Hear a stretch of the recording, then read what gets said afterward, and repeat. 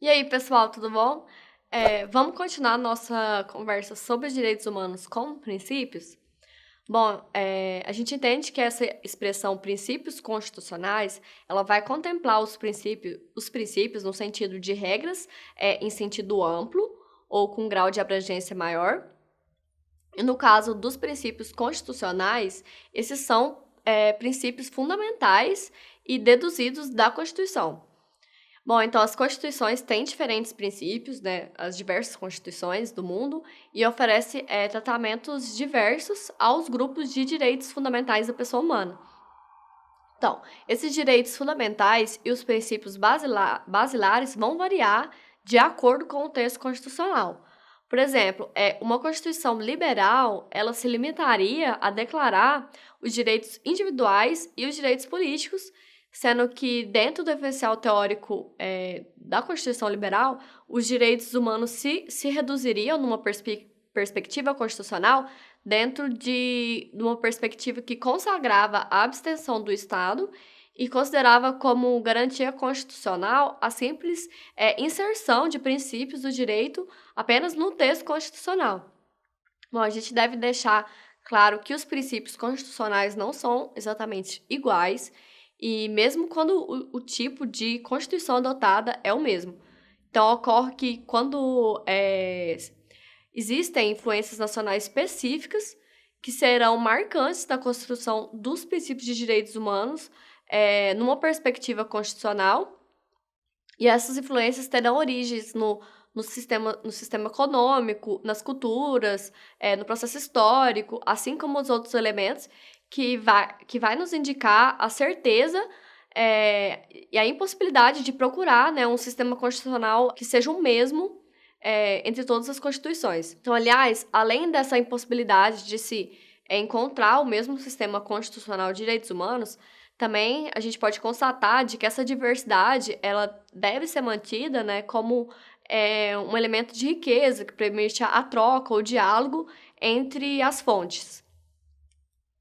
Bom, então, esse sistema constitucional de direitos humanos, ele convive, né, com o sistema global e o que a gente pode chamar de perspectiva internacionalista dos direitos humanos. Então, é importante a gente salientar que essa perspectiva internacionalista, ela vai ser subdividida em dois enfoques. Um enfoque regional, multinacional, onde as coincidências entre os valores provavelmente são mais extensas, e logo o número de princípios será maior. E, por outro lado, temos um enfoque universalista, onde vai se encontrar, né, o maior desafio dos direitos humanos atualmente, que é o desafio de estabelecer princípios e valores comuns universalmente, assim como os direitos decorrentes desses princípios, que possam ser aceitos por todos os povos e culturas, né, do mundo. Então, a gente pode dizer também que essa perspectiva universalista foi construída com parcelas, né? É construída com parcelas da dimensão local e sobre a qual irá se estabelecer os princípios de direitos humanos.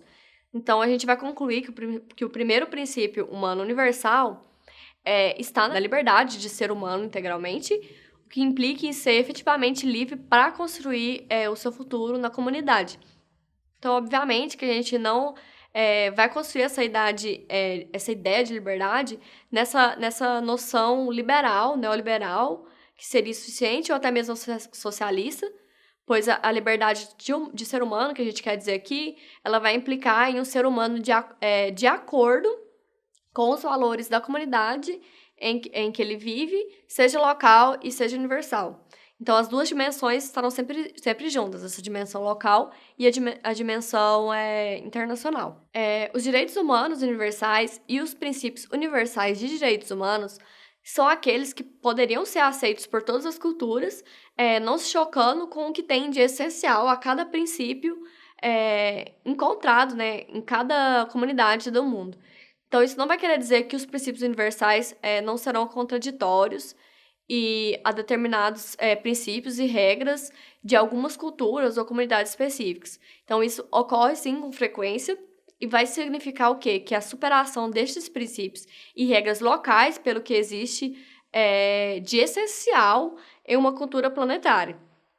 Então, em outras palavras, o que a gente quer dizer é que a superação de regras e princípios locais ocorreria através daquele dado que existe de humano ou de universal em cada cultura do planeta, ou mesmo em cada comunidade. Então, por quê? Porque não é possível, né, a permanência de qualquer comunidade, mesmo em um espaço curto, que não tenha valores como a autopreservação, o valor da vida, que é o núcleo fundamental da humanidade, que pode ser ampliado, né, pelos princípios universais. Bom, então, um dado fundamental que a gente deve ressaltar quando a gente fala em direitos e princípios universais é que essa diversidade ainda existe e, dessa forma, os direitos humanos não devem ser, por tudo que a gente disse até agora, a supremacia de valores de uma cultura sobre a outra ou mesmo de um modelo de sociedade sobre o outro. Então, a diversidade é também uma essência e é um núcleo compartilhado por todas as culturas, né? Que tem, né, a mutabilidade como característica. Então, dessa maneira, os direitos universais serão aqueles que podem ser aceitos por todos os povos da Terra e todos os estados soberanos do planeta. Então, é importante a gente lembrar que essa palavra pode, para expressar, né, essa possibilidade real de qualquer cultura humana e não utilizar essas expressões devem ou serão aceitas, porque seria, de certa forma, inadequado ou falso, porque a gente sabe que o atual momento histórico não permite isso. Bom, então a gente fica por aqui. E essa questão sobre a supremacia de cultura sobre outra, a gente vai estudar mais quando a gente falar sobre multiculturalismo. Mas aí na próxima aula a gente vai continuar falando sobre os direitos humanos como princípios. Até mais!